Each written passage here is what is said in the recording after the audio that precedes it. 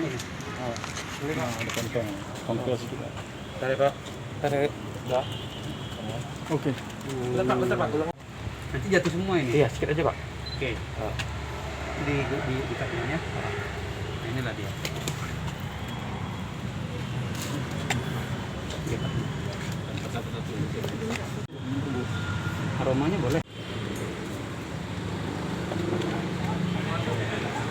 Saya selalu berusaha menekankan kepada anggota saya di lapangan, begitu kita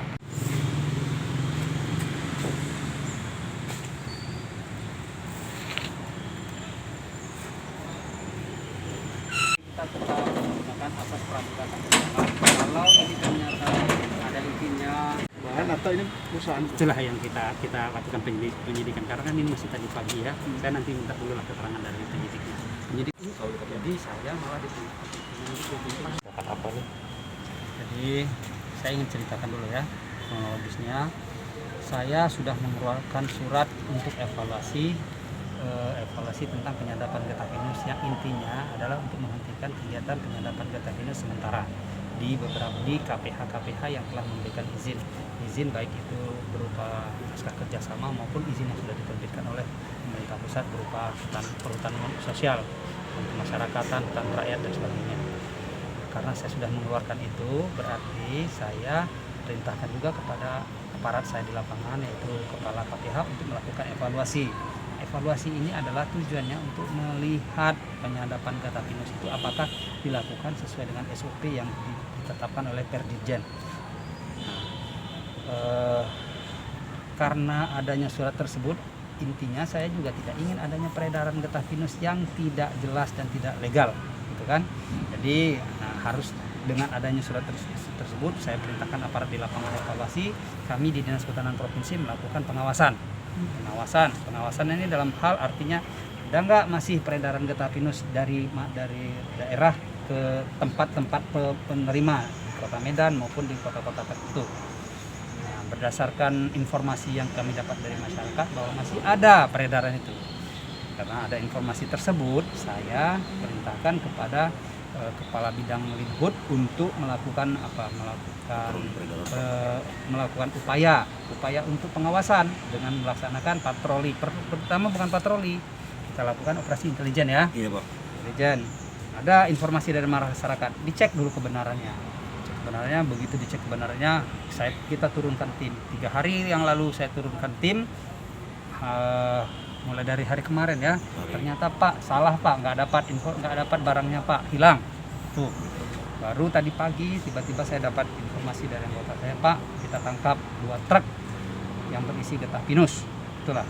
Nah, getah pinus yang kita tangkap ini pada saat ditangkap dia tidak bisa memberikan dokumen yang sah tentang angkutan getah pinus. Jadi getah pinus ini kalau di daerah yang diperoleh dari izin itu harusnya mereka sudah mengurus yang namanya SIPUH online, Sistem Informasi Penata Usahaan Hasil Hutan secara online, yang hasilnya nanti adalah merupakan dokumen pengangkutan yang berisi data-data mengenai apa yang mereka bawa untuk dijadikan sebagai dokumen penyerta dari getah pinus yang mereka bawa untuk dijual. Tuh. Tapi karena mereka tidak bisa menunjukkan dokumen yang sah tersebut, akhirnya anggota saya langsung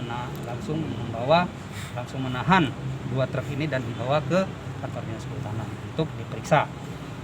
Kita juga masih menyelidiki asalnya. Memang ada informasi bahwa asal ini dari daerah Sikahutar, di daerah Toba ya. Daerah Toba itu perbatasan dengan Taput. Iya. Taput ya. Toba dan Taput itu kalau masalah itu. Nanti kita cek lagi. Saya juga nggak mau cari kesalahan. Kalau ternyata ini berasal dari areal yang sudah ada izin, yang saya salahkan itu kenapa tidak dibuat dokumennya, tidak dilakukan pendokumenan, apapun alasannya lah itu. Kalau itu terjadi berasal dari luar kawasan hutan dan di daerah yang punya izin, berarti di sini dia akan kita kenakan sanksi administratif. Tapi kalau dia ini kita cek berasal dari kawasan hutan, sudah berasal dari kawasan hutan, kemudian tidak ada lagi nanti izinnya, kemudian juga tidak ada dokumen, itu udah ranah pidana. Tapi sekarang penyidik saya sedang intens untuk melakukan pemeriksaan dan juga melakukan pemeriksaan dan juga penyidikan.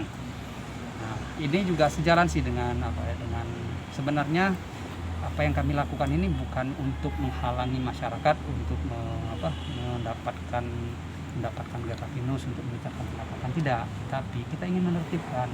Saya beberapa kali mendapat informasi atau pengaduan dari masyarakat, bahkan teguran dari beberapa pihak, dari anggota DPRD yang sudah langsung terjun ke lapangan, dari Jakarta pun sudah ada yang orang-orang Toba yang dirantau komplain, kok enak aja dikeluarkan izin-izin getah pinus. Cobalah lihat kondisi tanaman pinus, begitu setelah disadap ditinggalkan mati, ya akhirnya kan merusak kayu, berarti merusak pohon kan. Nah, juga ada contoh seperti yang di Dolok Tolong itu. Di Dolok Tolong itu berapa banyak tuh tanaman yang mati. Nah, karena itu akhirnya saya memutuskan tadi mengeluarkan surat saya untuk evaluasi tadi. Jadi saya juga sengaja memang sebenarnya berharap kawan-kawan ini memberitakan semua ini adalah untuk memberikan mengingatkan kepada kita semua bahwa kami Dinas Kehutanan itu tidak melarang masyarakat untuk mengambil getah pinus asal dilakukan dengan sesuai dengan SOP yang telah ditetapkan oleh pemerintah. SOP itu dikeluarkan oleh berupa Perdirjen. SOP itu kalau kita ikuti dan kita lihat dengan kondisi yang ada di lapangan sangat akan terjadi perbedaan kenyataan yang ada di lapangan. Karena apa? SOP itu nanti mengatur mengenai berapa senti harus yang ada kowakan, berapa banyak harusnya yang disadap, kemudian berapa jarak antar sadap. Nah, itu tuh apakah itu dipatuhi? Kemudian berapa pohon yang sudah disadap. SOP itu akan benar-benar mempertimbangkan aspek keselestarian dan ekologi dari tanaman pinus itu sendiri. Nah, makanya saya melakukan meminta kepada anggota saya di lapangan untuk melakukan evaluasi. Pak, penyitaan ini Pak ada berapa banyak? Di sini kita langsung melakukan penangkapan, ada 2 truk, satu dengan berat sekitar 180 karung dengan berat 10 ton dan 157 karung dengan berat 7 ton. Jadi jumlah total ada 17 ton. Pak, seberapa masih sih sebenarnya upaya penyadapan seperti penatausahaan yang ilegal ini? Nah, inilah yang kadang-kadang saya juga nggak berani sih sebenarnya mengungkapkan angka, tapi diindikasikan itu lebih besar dari izin yang saya keluarkan. Jadi kami berharap dengan izin yang dikeluarkan itu masyarakat pemerintah itu bisa dapat PNBP namanya, penerimaan negara bukan pajak. Jadi dengan adanya aktivitas ilegal ini yang dirugikan itu adalah pertama negara.